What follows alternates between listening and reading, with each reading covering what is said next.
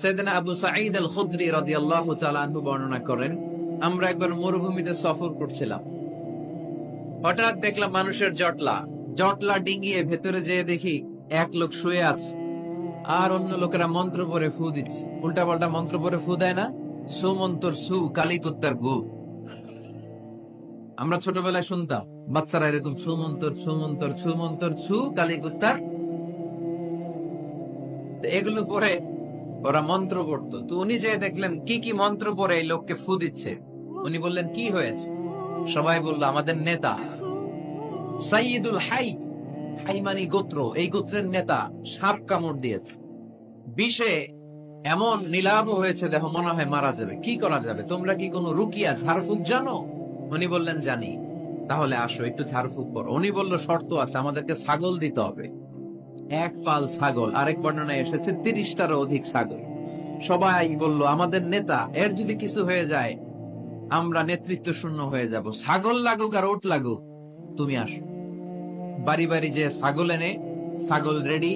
সাইয়েদনা আবু সাঈদ আল খুদরি রাদিয়াল্লাহু তাআলা আনহু পড়তে আরম্ভ করলেন, আলহামদুলিল্লাহি রাব্বিল আলামিন আর রহমানির রহিম মালিকি ইয়াউমিদ্দিন ইয়্যাকা না'বুদু ওয়া ইয়্যাকা নাস্তাঈন اهدنا الصراط المستقيم صراط الذين أنعمت عليهم غير المغضوب عليهم ولا الضالين।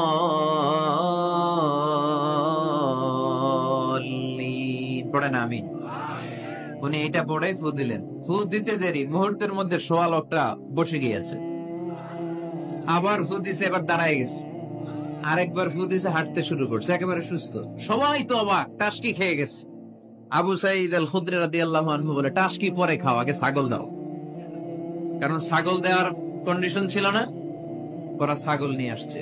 সাইয়েদনা আবু সাঈদ আল খুদরি রাদিয়াল্লাহু তাআলা আনহু আনন্দে এবার ছাগল নিয়ে সাহাবাদেরকে নিয়ে রওনা। পথিমধ্যে লেগেছে প্রচন্ড ক্ষুধা।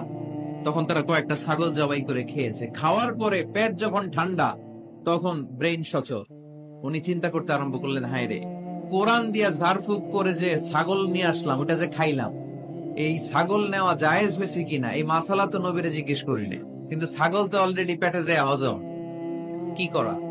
মদিনাতে যে জিজ্ঞেস করবো। মদিনায় যেই আল্লাহ রাসূল সাল্লাল্লাহু আলাইহি ওয়াসাল্লামের দরবারে যে জিজ্ঞেস করলেন, ইয়া রাসূলুল্লাহ, এমন এমন ঘটনা, ঝাড়ফুঁক করে আমরা ছাগল এনেছি, এটা কি জায়েজ হয়েছে?